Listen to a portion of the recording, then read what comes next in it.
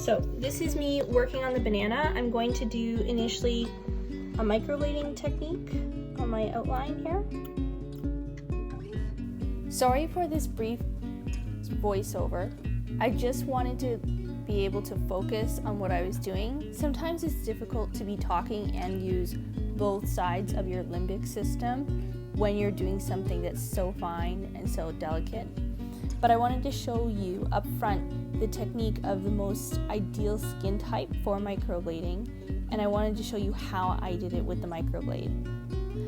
My most important recommendation is always making sure that your artist is never going too deep or going too shallow.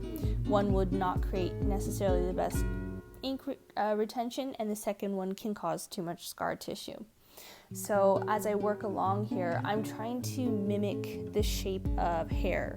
I'm not trying to create a completely filled in look.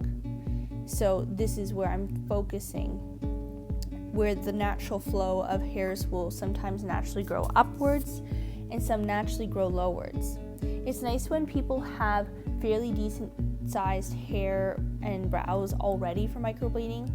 I really love it when someone only needs a very, very small enhancement, because it does make it look very natural and sharp.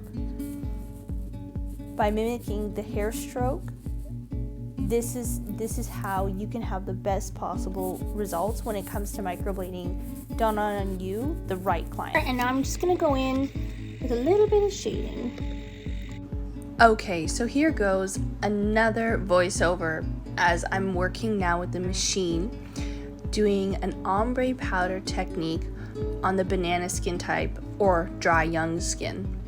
I still, even on dry young skin, do prefer to use any type of shading technique, especially with the machine.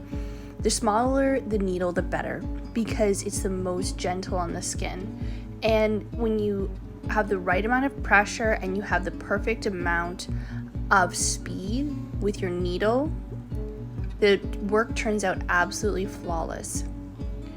I think a lot of people, when they think of permanent makeup or microblading or anything like this, they think that it's going to be something that's, one and done.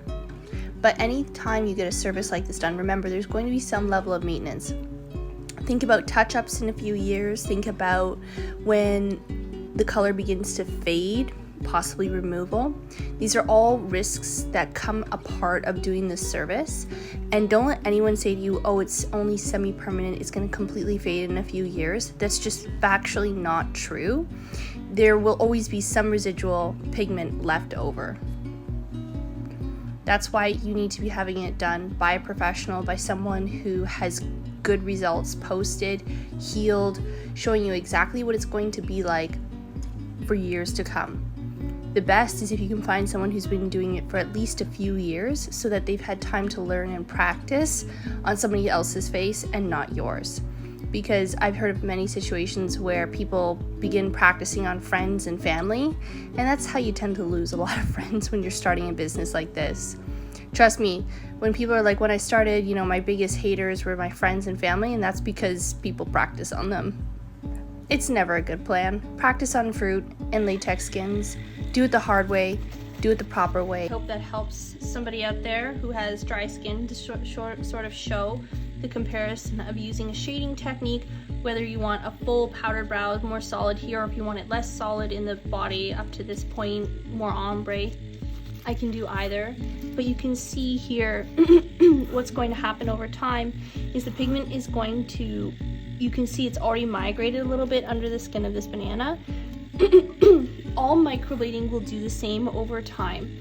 These cuts will heal, they'll become less apparent, but the pigment is going to travel under the skin. You can see here, because you're implanting very superficially and you're much more lighter with your pressure, it's not going to travel nearly as much under the skin as microblading does.